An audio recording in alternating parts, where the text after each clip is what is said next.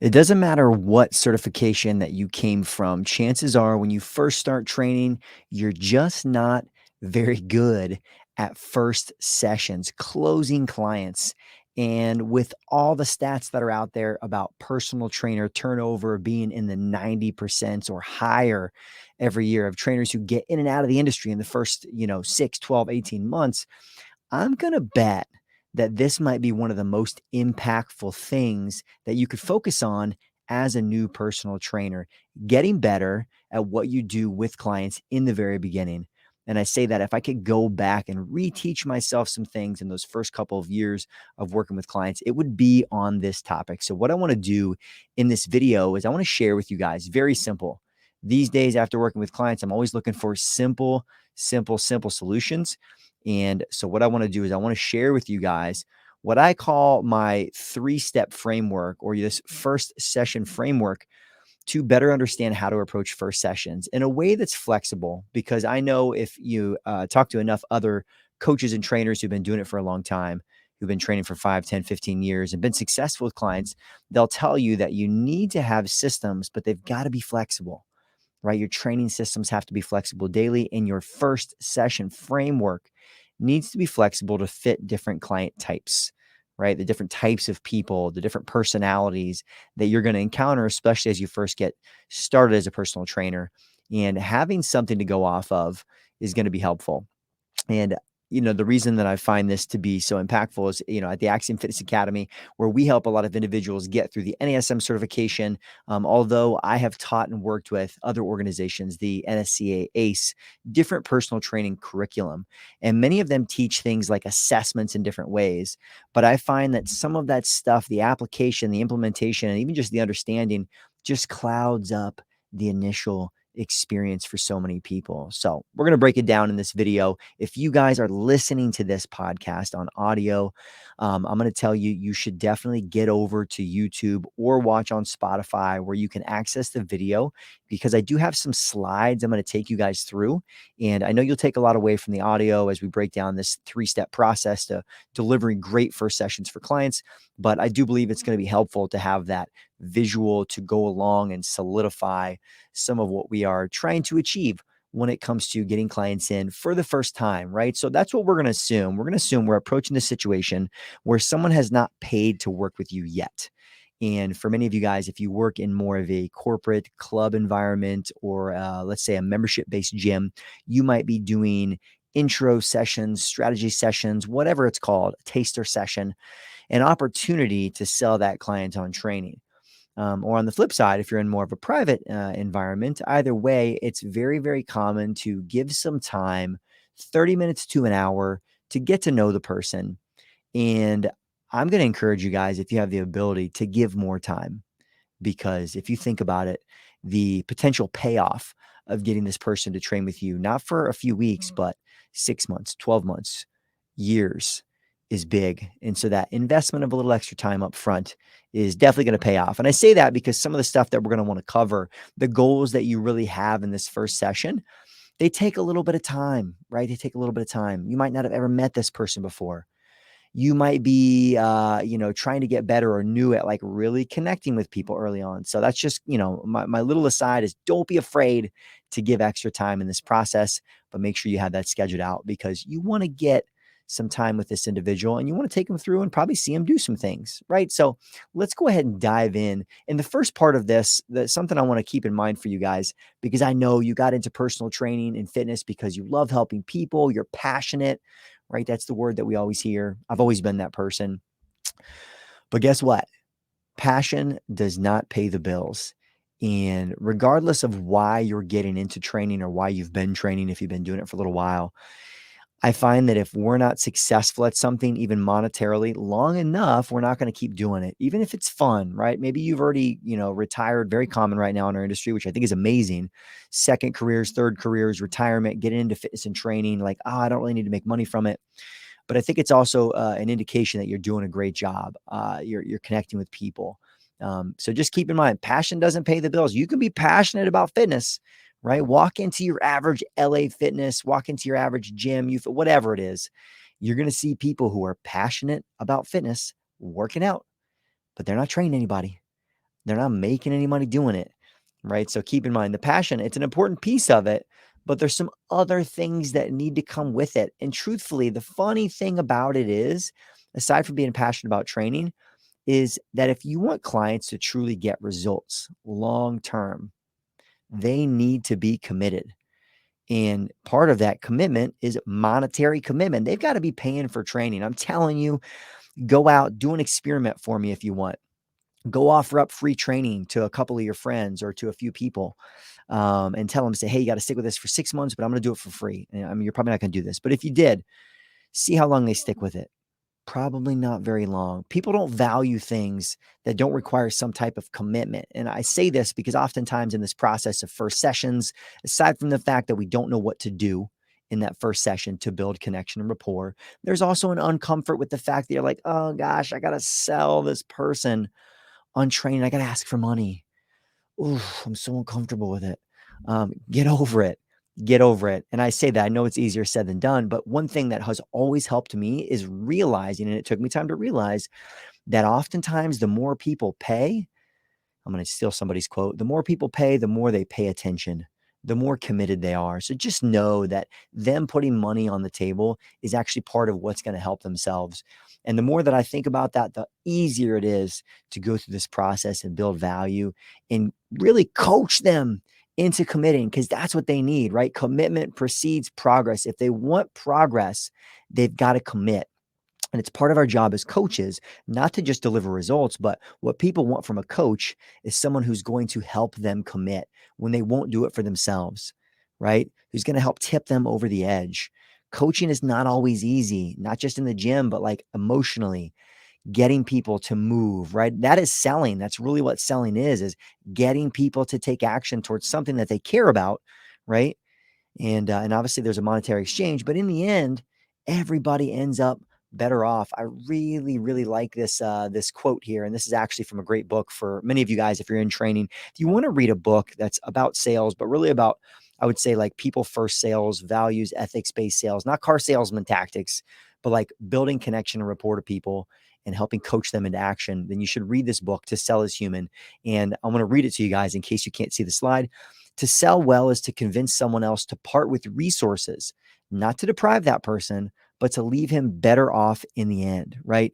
Better off in the end from the selling process. All right. So I just want you guys to keep that in mind, because I truly believe that when we're looking at first sessions, strategy sessions, intro sessions, getting people to take action is the only thing that matters.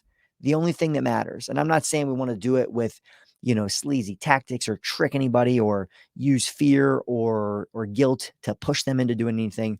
But it's the only thing that actually matters, getting them to take action. And it's not an easy process, not an easy process. This is a little smaller slide. If you guys are watching, I'm actually going to blow it up for you so you guys can see it a little bit bigger. But this is actually a little screenshot that I took from Alex Hormozzi's book recently, $100 Million Offer. It's just one little page that I thought was relevant for you guys, just to understand that, like, when people take action towards buying training or working with you as a personal trainer, it's not always an easy sell, right? Like in our minds, you're wondering, like, why in the world would they not throw down money to work with me? I'm amazing. I'm going to give them everything they need. I'm going to be their guide, their nutrition, all these things you're going to do for them. But the truth is, people buy what they want, not what they need.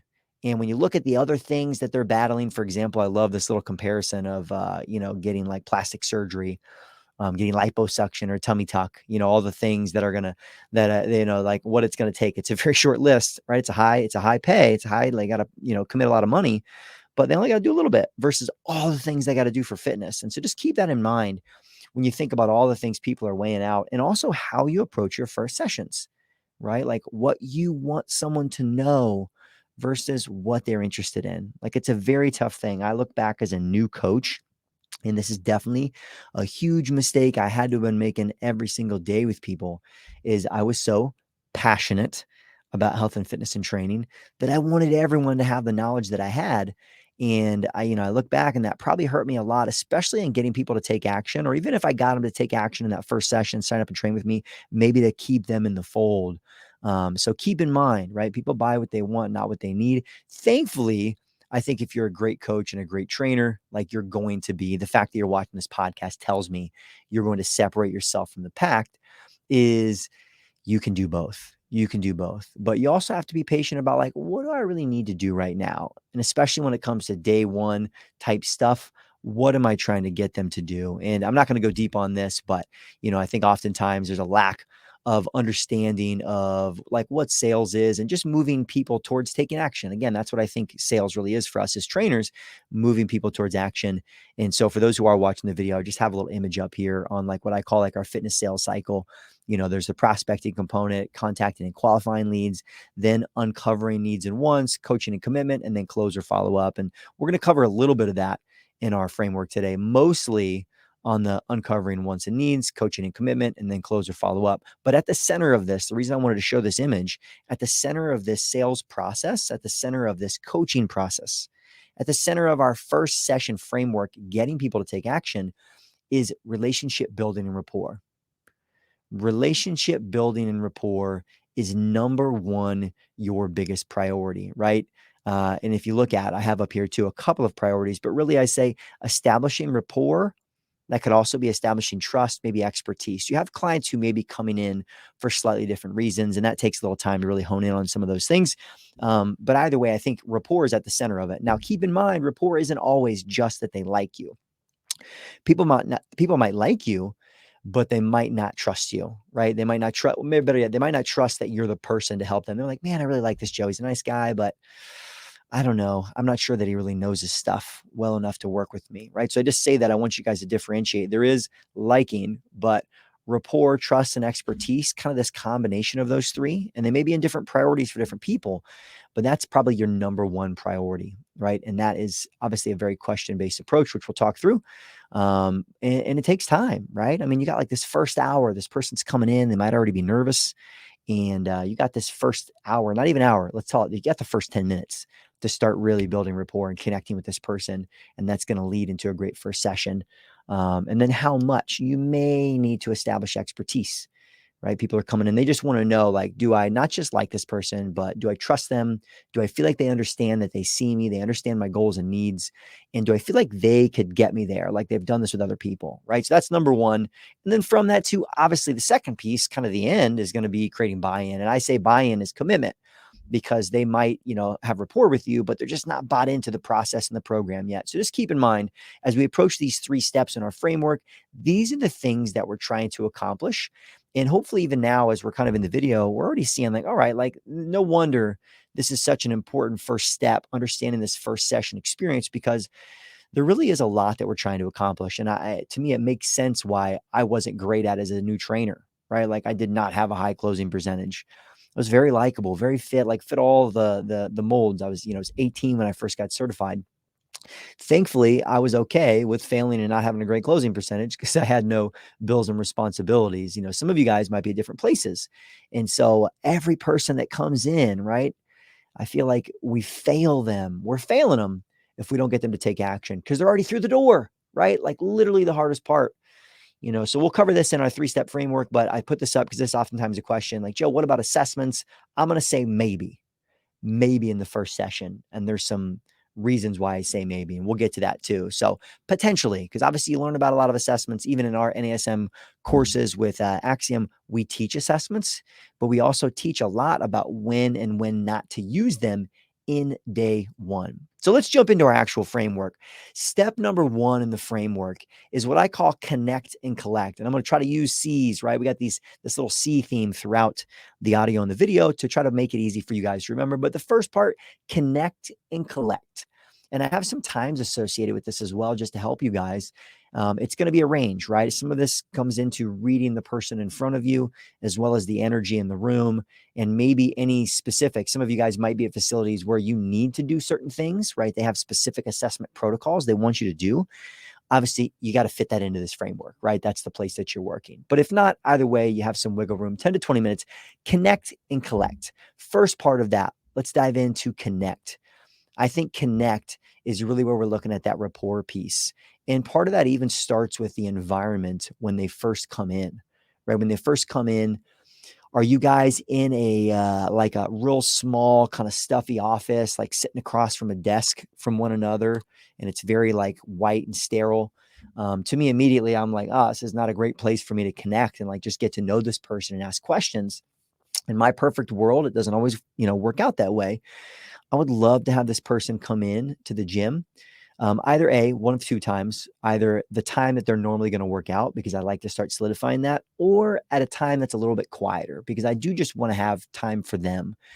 And and a reason if at all possible, I like a slightly quieter time, because I would love to be like, hey, like out in the gym, open space, maybe like I got two benches or two boxes set up where we can just have some conversation. I like that because I like the open environment. Some of that blends into my personality, very friendly, making people feel comfortable. But again, you got to think about that. Either way, I do think you want to think about the environment when they first come in, where you're going to connect, because it will have a big impact. And then from that, that's going to be the process. I say connect and collect. This is where we obviously do want to get, we're fitness professionals, we're personal trainers, we're not fly by night individuals that aren't taking waivers and information. So we definitely want to get some health history questionnaire information, PAR-Q, all the things that you probably learned about in your certification. Hopefully you're doing them. If you're at a larger corporate gym or a gym that has these processes set up, hopefully many, should have these set up for you. We're already taking some of these forms in. In a perfect world, and again, we know we don't live in a perfect world. In a perfect world, I actually have some of this stuff coming ahead of time, right? Like I would love to actually have them fill out some forms, maybe even answer these questions that I just brought up on the screen for me prior to getting in for that first session. All right. And I call this is kind of like a secret weapon. If you can get, as we're thinking about this process of connect and collect, I already know, like I got an hour with someone, it's going to go by quick. The more prepared I can come in, knowing a little bit about them, right? Not just their goals, but their personality, like knowing some deeper things about them, the more I can cater my session to them, right? Like I want to repeat that for a second. The more prepared I am coming in with information about the client, the more prepared I can be for that first session. I can deliver on an experience that already speaks to them. Like, think about that. That's a great first experience. And so, if I can, in addition to any like medical PAR-Q health history questionnaire, like detailed stuff, I'd love for them to have some time to fill that out ahead of time, if at all possible. But what I'd also love is I would really love to get answers to these 5 questions. And this could happen in a number of ways. Let me change my view one more time for you guys. Boom, right there. This could happen on a phone call. This could happen on a video call. This could happen with them just like popping by the gym to meet you and have kind of a little meet and greet where you ask a few questions. Either way, and if it doesn't, you can still do it in the session. It's just these 5 questions. But if I can get them ahead of time, I love it even better because of how much I can prepare. All right. So, first off, is what do you want to achieve?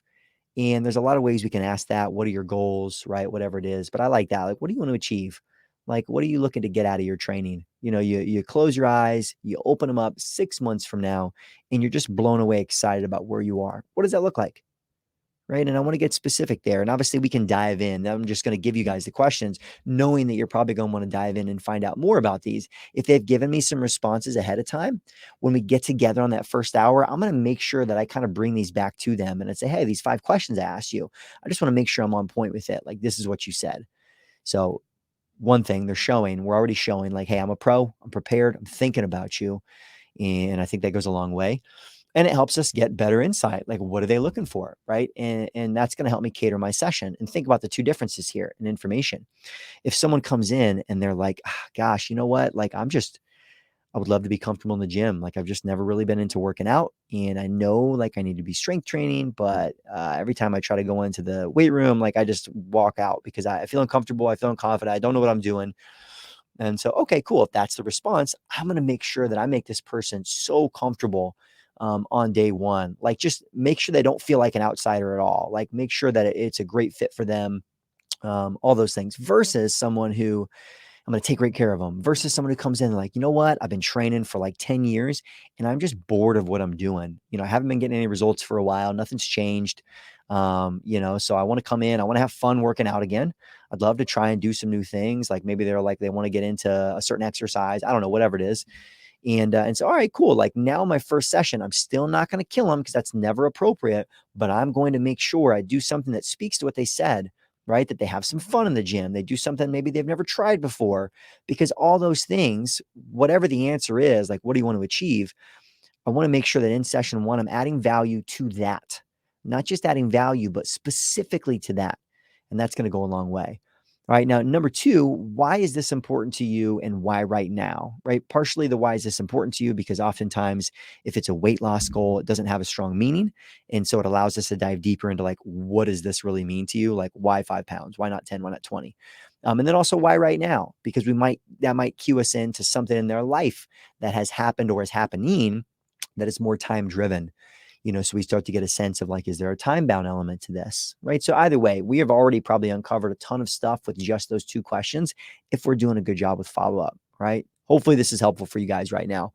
If you guys are watching this on YouTube, if you guys, are watching this on Spotify, wherever you are, make sure you guys like and subscribe to the podcast and feel free. If you're on YouTube, hit me with a like right now, hit me with any comments, questions, whatever you guys got. I hope this stuff is helpful for you. And then number three, this piece I really like. What is holding you back from doing it on your own? Like, why do you need me? Right? Like, what are you coming to me for? Because I think that helps us identify a couple of things. Either A, like if they have any big knowledge gaps, confidence gaps, they're not motivated on their own. They need to be held accountable to someone else. They need to know there's an appointment on the calendar. Like they can open up a lot of great things to make sure you really understand, what they're looking for. And that blends well into our fourth question was like, what do you expect from a coach or trainer? Right? Like, what do you expect from me? Because I think that's a big one. Not only because I want to make sure I speak to that, right? They're like, oh, I'm looking for someone who's going to take care of me.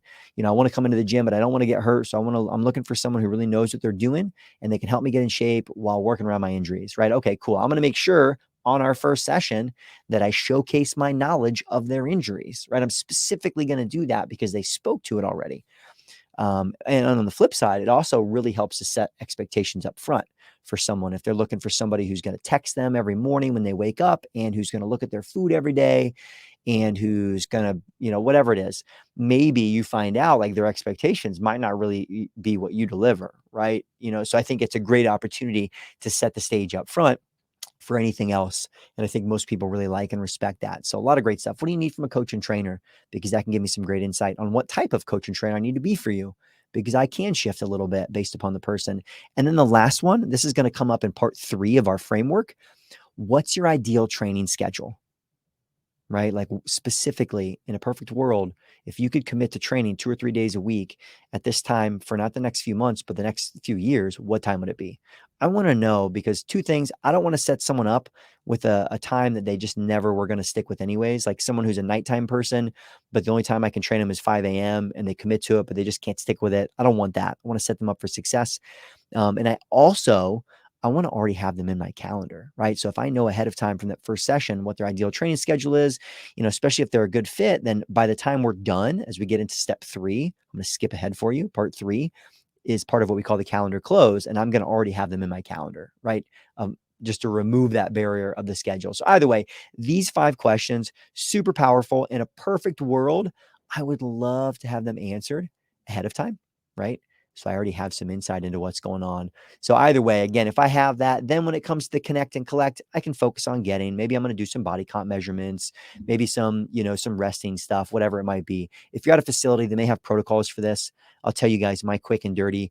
I think you really want to think about which of those you do on day 1 based on how well you know that person already, right? If they haven't signed up to train with you yet, is knowing their body fat going to motivate them into it? Or should that be something that you wait until week 1, right? Like maybe their first couple sessions to do some of those things.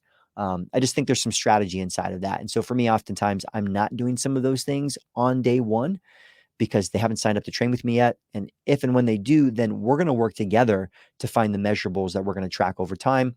And knowing their body comp on today, I'm not going to negative sell them on their body composition. It's not my style, right? Someone's a little, overweight. Like they know that coming in. So just some things to think about. But either way, that period of time, connect and collect. And I think at about 20 to 25 minutes would be max, right? I say 10 to 20 minutes here.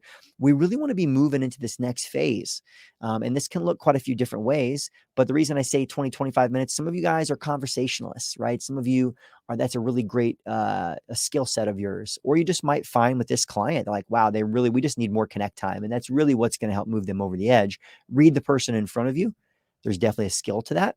And you'll be better off. So hopefully we've gotten our secret weapon questions in ahead of time. If not, we're going to do them then. And then we're moving on to step 2 in the framework. All right.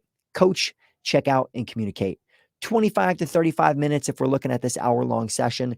And I truly believe, and this is maybe a little bit a part of my personality, but I think for a lot of coaches and trainers, many times we're comfortable once we're out on the gym floor.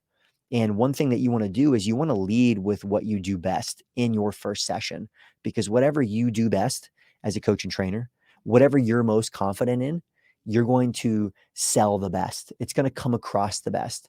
It's going to help you build rapport the best by doing those things. And I think part of that, oftentimes people are they're looking for in that first session, like, what does it feel like to be coached by Joe?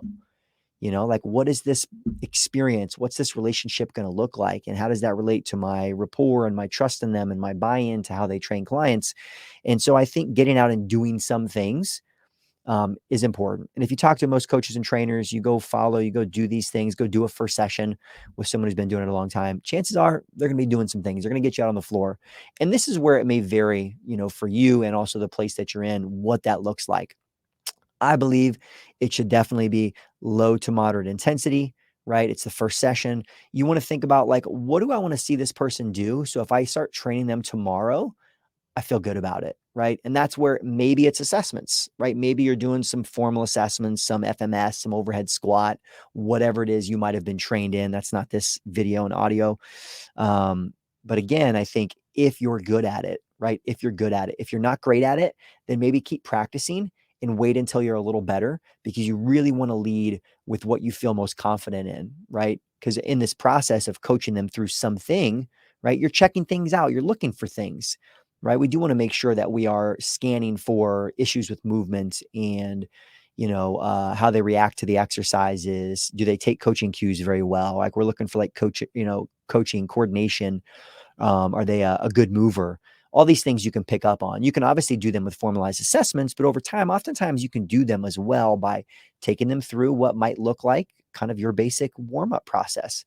Have them do some light movements. Maybe you have them go through, like, some basic versions of squat, push, pull, hinge, lunge, whatever, however you categorize movements. That can give you a lot of info. And the nice thing about that is oftentimes it gives them an opportunity to be coached by you, which I truly believe oftentimes is what they're looking for in their buying, right? So we're coaching, we're checking out. I say check out. I didn't want to put assessment in here. First off, it's not a C word.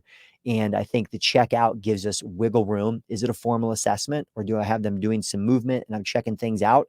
And maybe I decide that after, this first session, maybe when we start training, I'm going to dive into some more formal assessments because I want to track some of that stuff. Totally valid. Amazing. But I'm just telling you, it doesn't have to come in the first session. You have my permission. And then communicate. And the reason I mentioned doing what you're most confident in is because I think you also want to be coaching and checking out and doing things that you feel comfortable communicating to the person, like, hey, this is what I'm looking at, this is what I see.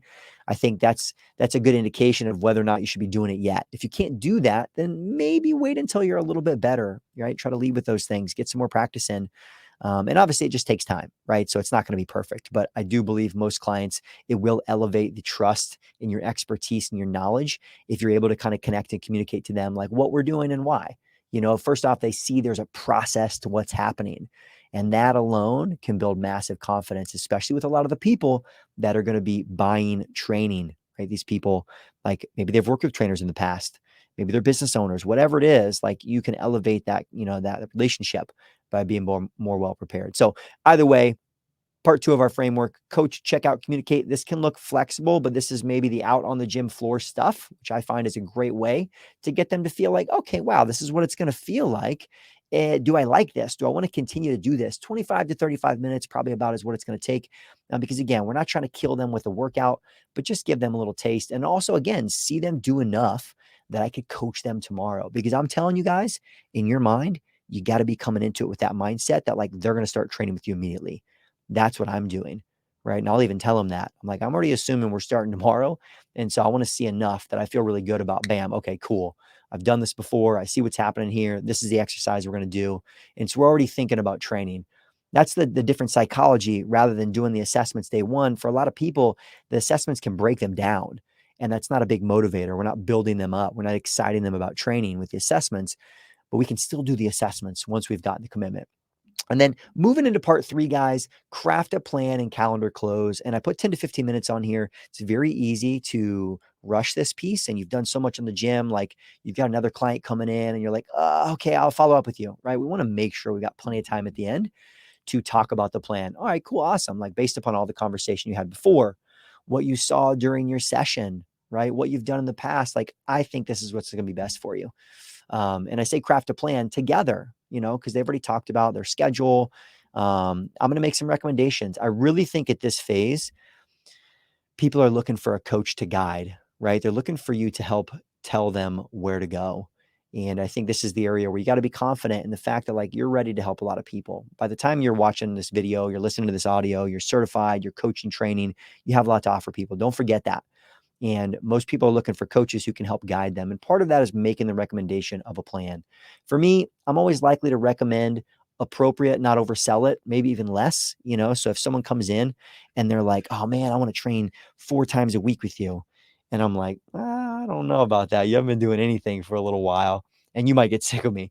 So, like, why don't we start with 3 times a week or vice versa? They're like, oh, I'm gonna do 3 times a week. I say, all right, cool. Well, like right now with my schedule, I think what's best is, like, for the first 2 weeks, let's just get you in twice and let's see how your body feels, right? Like, I want to think about you long term. And I think people really like that. They buy into that. You're thinking the long term, not just the short term sale. Because we can always add in, but it's hard to take back, right? It's hard to take back and it's demotivating. It's motivating to add in. I'd rather start with 2 or 3 and then scale up instead of starting with 3 or 4 and have to scale back like so many people might have to do.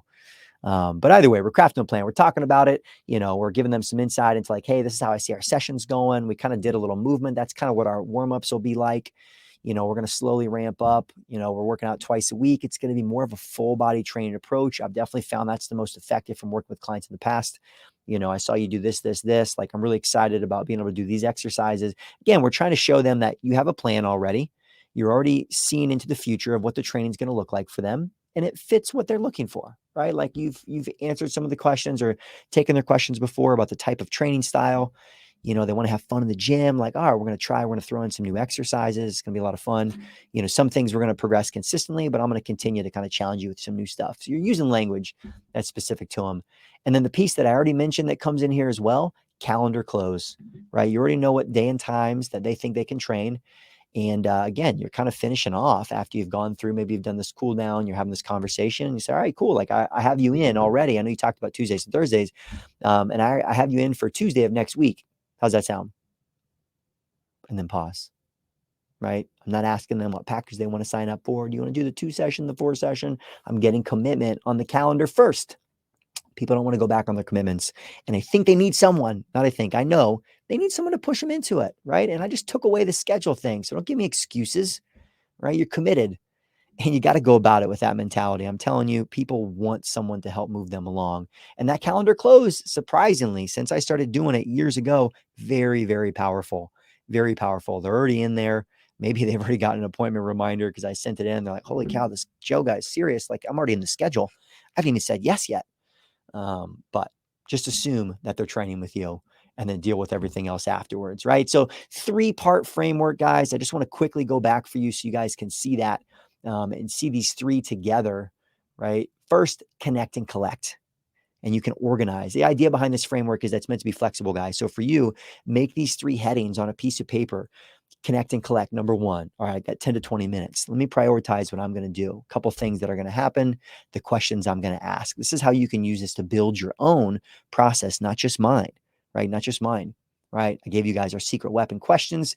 2, coach, check out, and communicate. If I got 25 to 35 minutes to get them out on the floor and start to do some things, again, prioritize. What is that going to look like? Not only what are you best at, right? What's going to be kind of your consistent process, but then where might you also customize it a little bit to the person that you have coming in based upon how they answer these questions, right? I'm telling you guys, we're already making a killer first session for this person. And then number 3, craft a plan and calendar close, right? Make sure we finish off by getting clear on what the plan should look like, how frequently they should be training, and then when they're starting with you.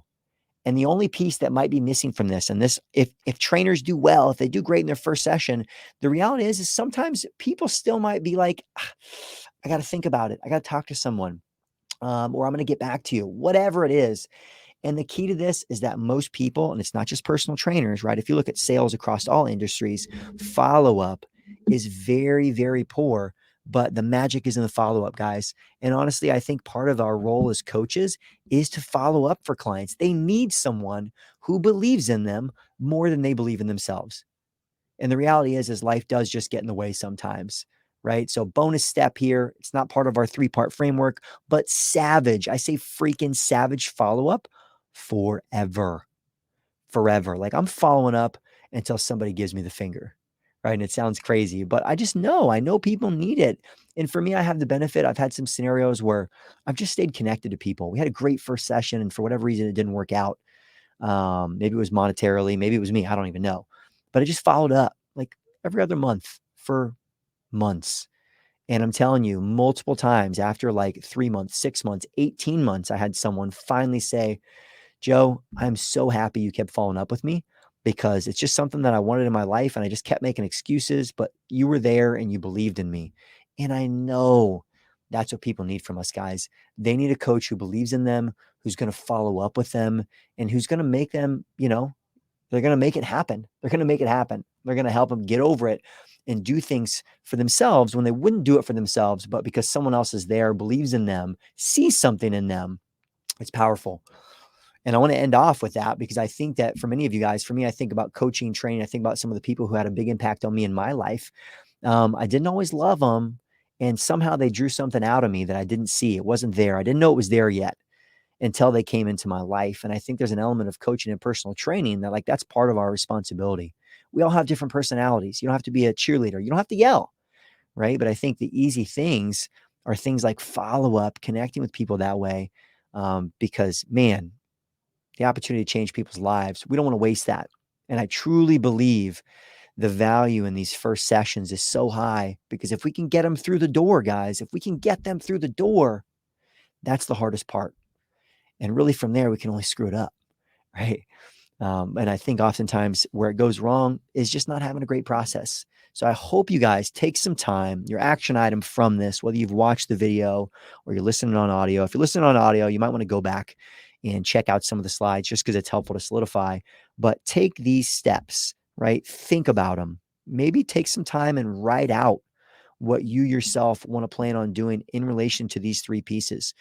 Number 1 priority, guys, keep in mind, is building rapport, connection, trust, expertise when someone starts working with you in that first session. And then from that, we need them to take action. Everything else can wait. Performance assessments can wait. Overhead squats can wait. Only do them if you're confident it's going to move that person into taking action, because that is the only thing that matters. The only thing that matters. All your knowledge, all your passion, it all goes to waste if they don't train with you. And that's not what I want. I want you guys to have successful careers as coaches and trainers.